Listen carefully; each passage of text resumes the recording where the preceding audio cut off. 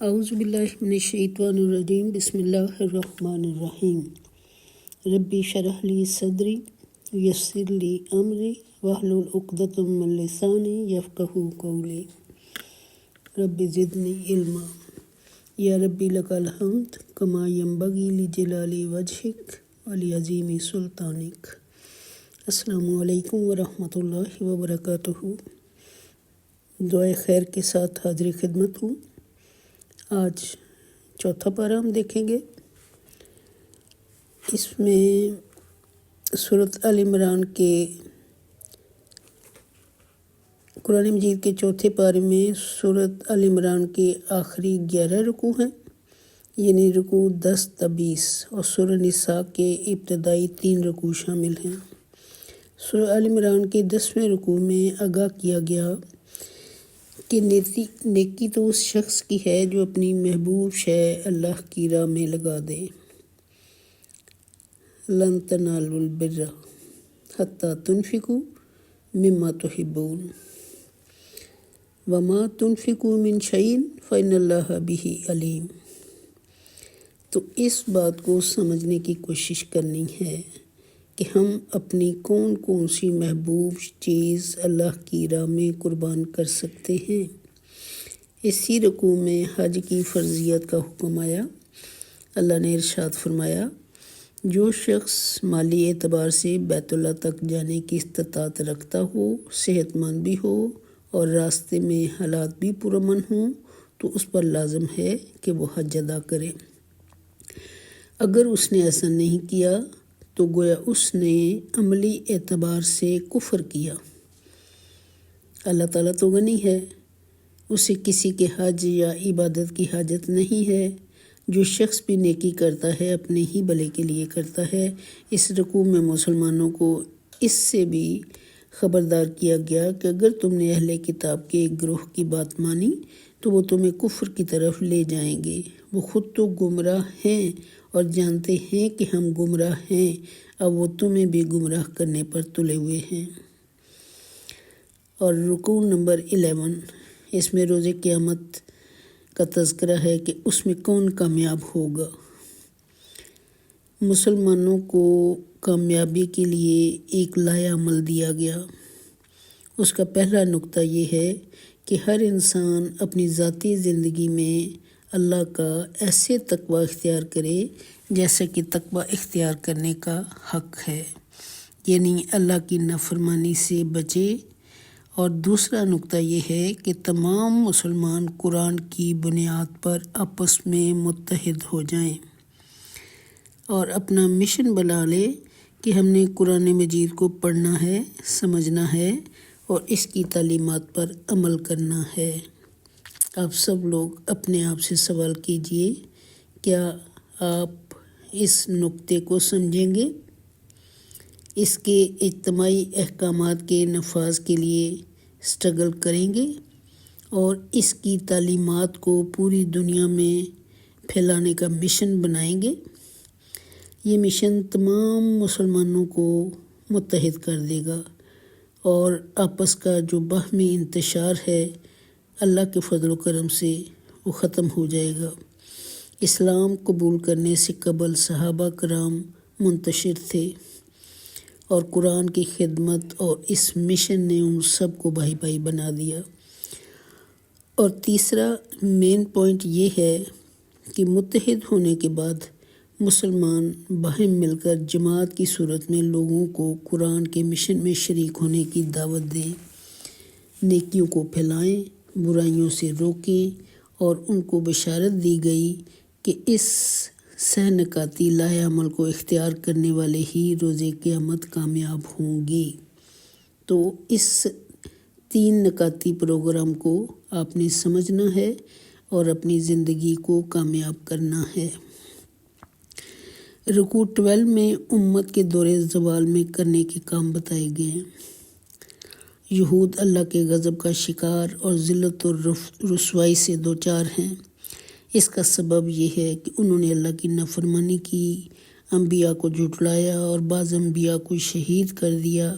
البتہ ان میں بعض صالحین اور اللہ کے محبوب لوگ بھی ہیں اور یہ وہ ہیں جو قرآن پر ایمان رکھتے ہیں، رات کے اوقات میں آیات قرآنی کی تلاوت کرتے ہیں اور اللہ تعالیٰ کے احکامات کے سامنے سر جھکا دیتے ہیں، نیکی کا حکم دیتے ہیں، برائی سے روکتے ہیں، بھلائی کے کاموں میں ایک دوسرے سے آگے نکلنے کی کوشش کرتے ہیں، یعنی فاستبقوا الخیرات۔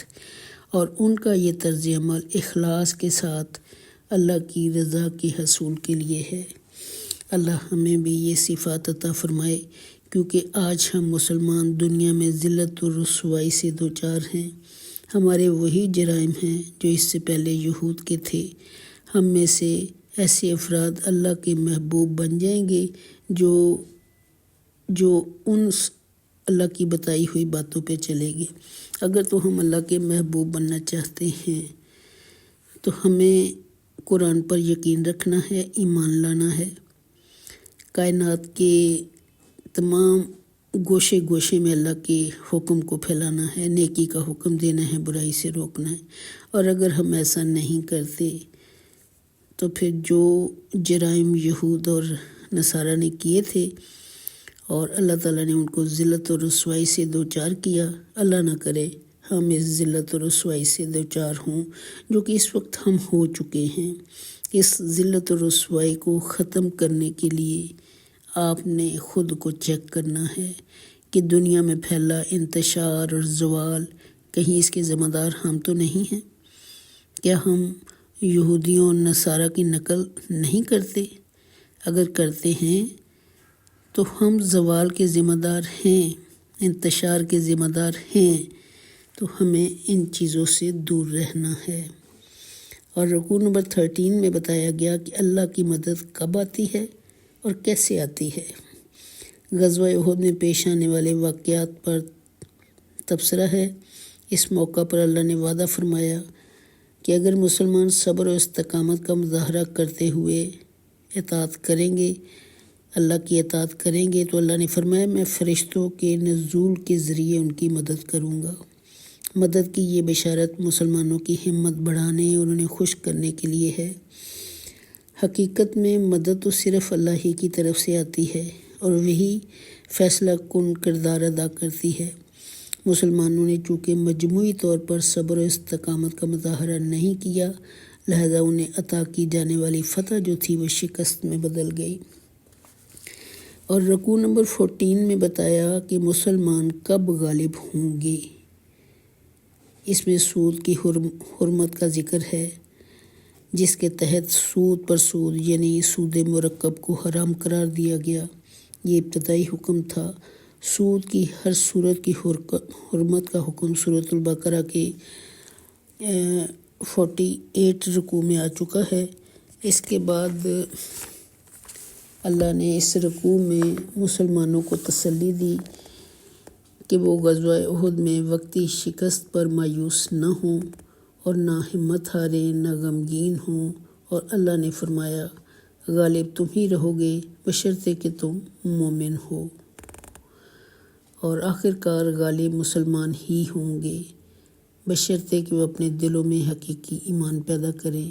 اللہ نے وقتی شکست آزمائش کے لیے دی تاکہ ظاہر ہو جائے کہ اس مشکل وقت میں کون دین حق پر ڈٹا رہتا ہے اور کون رخ پھیر لیتا ہے۔ پھر کچھ ساتھیوں کو شہادت کی سعادت ملی جس کی آرزو کر کے وہ میدان میں آئے تھے۔ رکوع 15 میں اللہ تعالیٰ نے فرمایا کہ اللہ والے جو ہوتے ہیں وہ کون ہوتے ہیں۔ اس رکوع میں آگاہ کیا گیا اللہ کے نبی کے مشن کے ساتھ جو مل جاتے ہیں وہ اللہ والے ہوتے ہیں، اور دین کے غلبہ کے لیے جو سٹرگل کرتے ہیں وہ اللہ والے ہوتے ہیں، اور جو اللہ کی راہ میں ڈٹے رہتے ہیں، جنگ کرتے ہیں، جنگ کے دوران تکالیف برداشت کرتے ہیں، ہمت نہیں ہارتے، کمزور نہیں پڑتے، باطل کے سامنے جھکتے نہیں ہیں، وہ اللہ والے ہیں۔ اور وہ دعا کرتے ہیں اے ہمارے رب بخش دے ہمارے گناہ اور وہ زیادتی جو ہم نے اپنے معاملات میں کی، اور ہمارے قدموں کو اور ہمارے قدموں کو مضبوط فرما اور ہماری مدد فرما کافر قوم کے مقابلے میں۔ تو اللہ تعالیٰ ان لوگوں کی مدد کرتا ہے جو اللہ پہ یقین رکھتے ہیں۔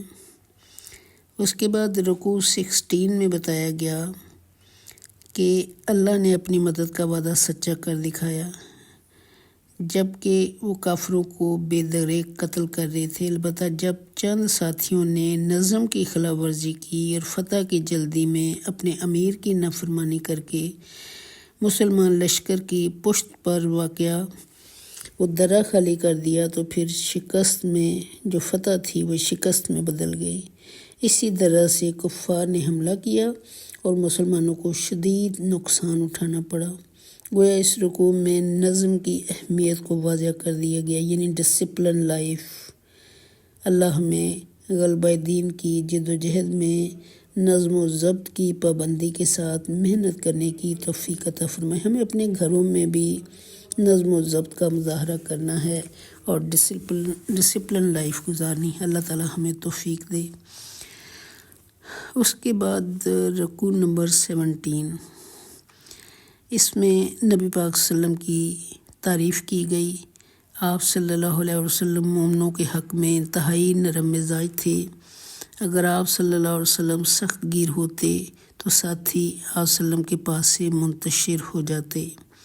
نبی پاک کو تلقین کی گئی کہ ساتھیوں کی نظم کی خلاف ورزی کی غلطی معاف کر دیجیے اور ان کے لیے اللہ سے بخشش طلب کیجیے اور ان سے معاملات میں مشورہ کر کے ان پر اعتماد کا اظہار کیجیے۔ البتہ جب آپ فیصلہ کر لیں تو پھر اللہ پر توکل کریں، بھروسہ رکھیں۔ اللہ کس کو پسند کرتا ہے؟ بھروسہ کرنے والوں کو، توکل کرنے والوں کو اللہ پسند کر لیتا ہے۔ اس حقیقت کو یاد رکھیے کہ حق اور باطل کے معرکہ میں فیصلہ کن شے کیا ہے؟ اللہ کی مدد۔ یہ حاصل ہو تو کوئی شکست نہیں دے سکتا۔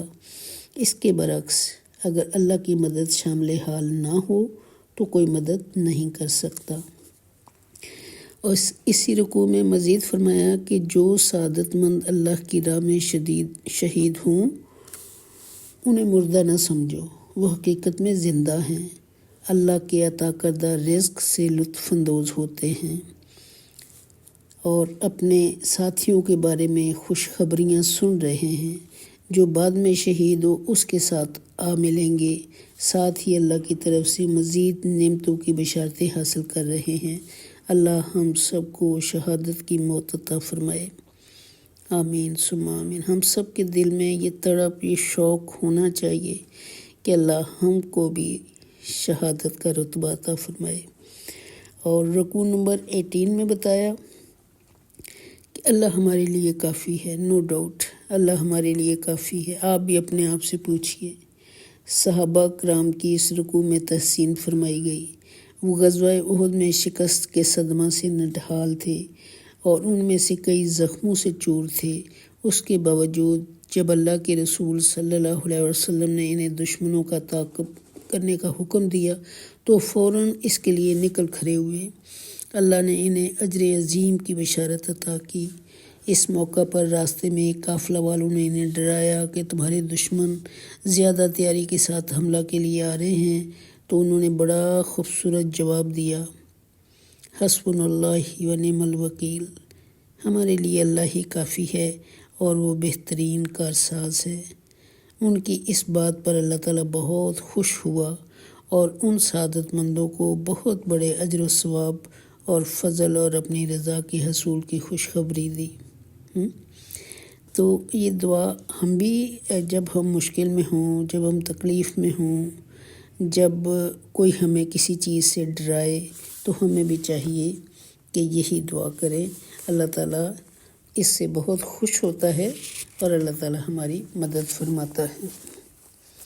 اور رکوع نمبر 19 میں فرمایا کہ کل نفس ذائقۃ الموت، کہ ہر جان موت کا ذائقہ چکھنے والی ہے۔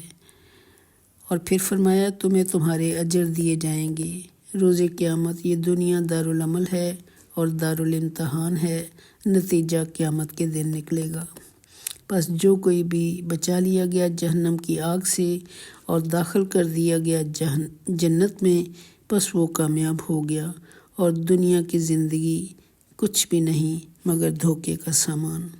اللہ ہمیں اس دنیا کے دھوکے سے محفوظ فرمائے اور اس میں رہتے ہوئے آخرت کی تیاری کی توفیق عطا فرمائے۔ ہم سب کو یہ تیاری آج سے شروع کر دینی چاہیے، ابھی سے شروع کر دینی چاہیے، کل ہو نہ ہو۔ ہمیں اپنی گزشتہ لغزشوں کی اللہ سے معافی مانگنی چاہیے اور ارادہ کر لینا چاہیے کہ اللہ ہم ذکر بھی کریں گے، فکر بھی کریں گے، مگر آپ کی مدد چاہیے، اور اللہ ہمیں سیدھے راستے پر چلا۔ اللہ کی معرفت و سیدھے راستے کی ہدایت ان لوگوں کو نصیب ہوتی ہے جو کائنات پر غور و فکر کرتے ہیں اور ہر حال میں اللہ کا ذکر کرتے ہیں۔ ایسے لوگ حقائق کو پا لیتے ہیں اور حقیقی ایمان کے نور سے ان کے باطن جو ہے وہ چمکنے لگتے ہیں، منور ہو جاتے ہیں۔ وہ اللہ سے باتیں کرتے ہیں، اللہ سے دعائیں کرتے ہیں، اے ہمارے رب بخش دے ہمارے گناہ اور دور کر دے ہم سے ہماری خطائیں، ہمیں وفا دے نیکوکاروں کے ساتھ، اے ہمارے رب ہمیں عطا فرما وہ سب کچھ جس کا تم نے ہم سے وعدہ کیا، اپنے رسولوں کو ذریعے، اور رسوا نہ کر ہمیں روز قیامت۔ بے شک اے اللہ تو اپنے وعدے کے خلاف کرنے والا نہیں ہے۔ اور اس رکوع میں آخر میں اہل ایمان کو تلقین کی گئی کہ وہ کفار کے مقابلے میں ڈٹے رہیں، نظم و ضبط کی سختی سے پابندی کریں، اللہ کا تقوی اختیار کریں، اور اسی تقوی میں کامیابی ہے۔ یہ سب کو سوچنا چاہیے، مجھے بھی، آپ کو بھی۔ اگر ہم کامیاب رہنا چاہتے ہیں، اگر ہم کامیاب ہونا چاہتے ہیں تو ہمیں تقوی اختیار کرنا ہے۔ اس کے بعد سورۃ النساء ہے، اس کے رکوع نمبر 1 میں خواتین یتیموں کے حقوق ادا کرنے کی تلقین کی گئی۔ ارشاد ہوا کہ خواتین کو ان کے مہر خوشی خوشی ادا کیا کرو۔ مردوں کو 4 نکاحوں کی اجازت دی، مگر اس شرط کے ساتھ کہ وہ تمام بیویوں کے درمیان عدل کریں۔ اگر وہ عدل نہیں کر سکتے تو پھر 1 نکاح ہی کافی ہے۔ حکم دیا گیا کہ وراثت میں سے خواتین کو بھی ان کا حصہ دیا جائے، یتیموں کا مال ناحق نہ کھایا جائے۔ جو یتیم کا مال ناحق کھاتا ہے تو گویا وہ اپنے پیٹ میں آگ بھر رہا ہے۔ اپنے ارد گرد یتیموں اور مسکینوں کو دیکھیے اور جہاں تک ہو سکے ان کی ہیلپ کیجیے، ان سے پیار کیجیے، ان کو عزت دیجیے۔ اور اس سورہ کے دوسرے رکوع میں وراثت کے احکامات بیان ہوئے۔ ان احکامات پر عمل کرنے والوں کو جنت کی بشارت دی گئی، اور ان احکامات کی نافرمانی کرنے والوں کو جہنم کی آگ میں جلنے اور ذلت والے عذاب سے دوچار ہونے کی وعید سنائی گئی۔ یہاں بھی ہم سب کو سوچنا ہے۔ اس کے بعد رکوع نمبر 3، اس میں اللہ تعالیٰ نے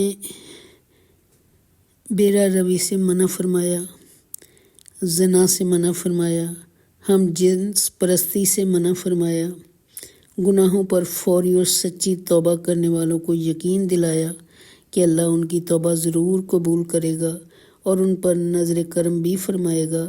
توبہ میں تاخیر کرنے والوں کو خبردار کیا کہ اگر موت کے وقت توبہ کی تو وہ ہرگز قبول نہ کی جائے گی۔ اس رکوع میں اللہ نے ایک بار